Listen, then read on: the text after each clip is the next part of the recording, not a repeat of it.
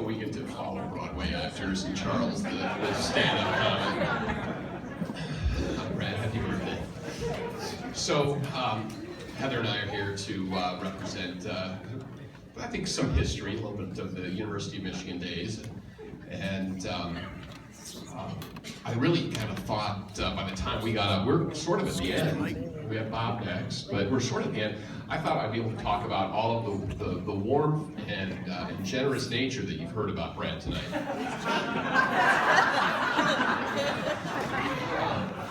So you heard about the sense of humor, right? So we tried to boil down about 30 years of a relationship with Brad into three themes. And those were, there'll be no surprise to any of you, it'll be his sense of humor, his loyalty and warmth, and his generous nature. So we'll start with what I'm sure everyone in this room noticed immediately when they met Brad, and that's the sense of humor. And when you have 30 years to draw upon, you have quite a bit of material there. So I would just say that I'm not sure which is better, whether it's the events themselves, like the road trips, flat tires, the floating contacts in the dishwasher that you have to sort through and find with a plastic fish. Whether it's being at Higgins Lake on his boat at night, out of gas, realizing there's no way to be rescued, wrapping yourself up in a plastic seat cushion and settling in for the night. Whether it's driving back from California in a, two 6-foot guys, Charles's cousin Maggie in the back of a Chevette, stuffed between luggage with a filing cabinet laid over her precariously as we drove through the night from California to Nashville in a Chevette with no brakes and a smashed-in window. I'm not sure whether it's the events themselves or whether it's the stories told by Brad later that are embellished just brilliantly so that you knew that the actual event was 10 times better than what it really was. So we've all come to appreciate Brad's sense of humor, and we love it. However, that's not all there is to Brad.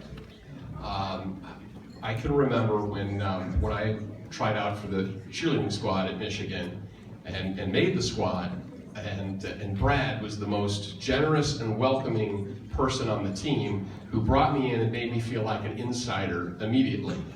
And there were a group of us, a group of them really, that were going to go compete or perform in the Pan Am Games.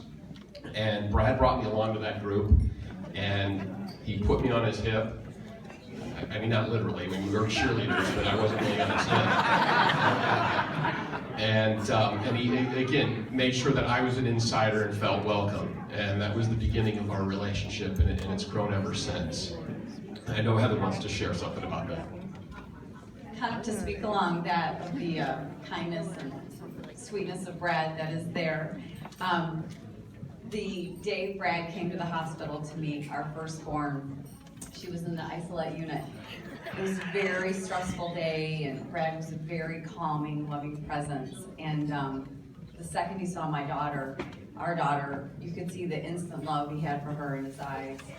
And you could see the love he had for us. And that was actually the first day we met Joe. And little did we know he would become Uncle Joe to both our kids.